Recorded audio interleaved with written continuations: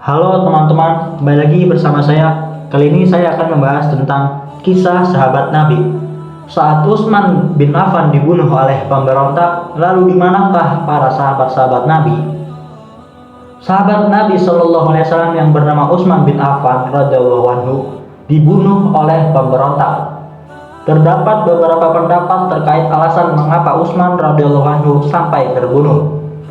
Dikutip dari buku Inilah Faktanya, karya Utsman bin Muhammad al-Khamis.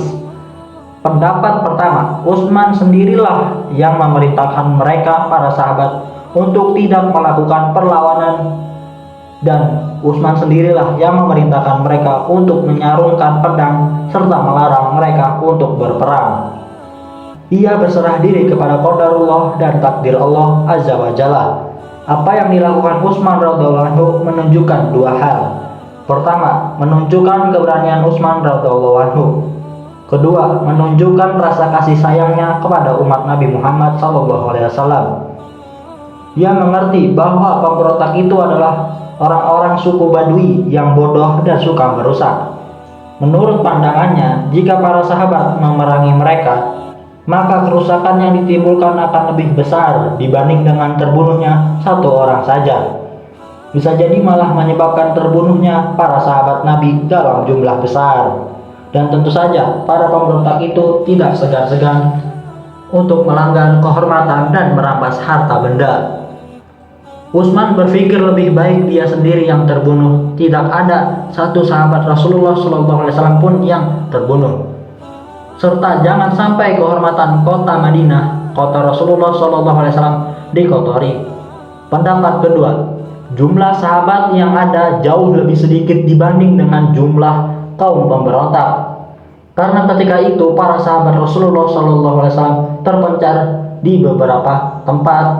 Pertama, Mekah saat itu adalah musim haji. Banyak di antara mereka yang keluar untuk melaksanakan haji, sehingga mereka tidak berada di Madinah. Kedua, di daerah. Sebagian sahabat Nabi SAW tinggal di beberapa daerah. Ada yang menetap di Kufah, Basrah, Mesir, Syam, dan daerah-daerah lainnya. Ketiga, di medan jihad. Di antara mereka ada yang sedang berjihad. Keempat, di Madinah. Mereka yang sedang berada di Madinah pun jumlahnya tidak sebanding dengan jumlah para pemberontak itu. Pendapat ketiga, para sahabat mengirimkan anak-anak mereka untuk melindungi Utsman radhiyallahu anhu. Namun mereka tidak mengira pengepungan itu akan berujung pada pembunuhan Utsman. Mereka mengira itu sebatas pengepungan dan tindakan anarkis semata. Setelah itu para pemberontak itu akan kembali ke negeri mereka.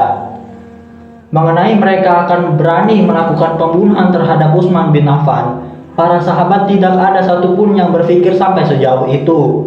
Kemungkinan yang paling kuat di antara pendapat-pendapat ini adalah yang pertama, yaitu Utsmanlah yang melarang mereka, para sahabat, untuk berperang melawan para pemberontak itu. Di sini Utsman bin Affan mengajarkan kita untuk tidak membalas dendam karena hasrat sesuatu, karena balas dendam itu tidaklah baik. Nah, jika ada kesalahan dalam informasi di dalam video ini mohon dimaafkan. Semoga bermanfaat. See you next time.